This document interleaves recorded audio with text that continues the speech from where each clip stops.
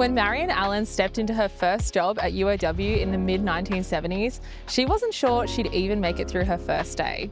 50 years and dozens of jobs later, Marion has seen the university transform from its humble beginnings to a globally recognised institution.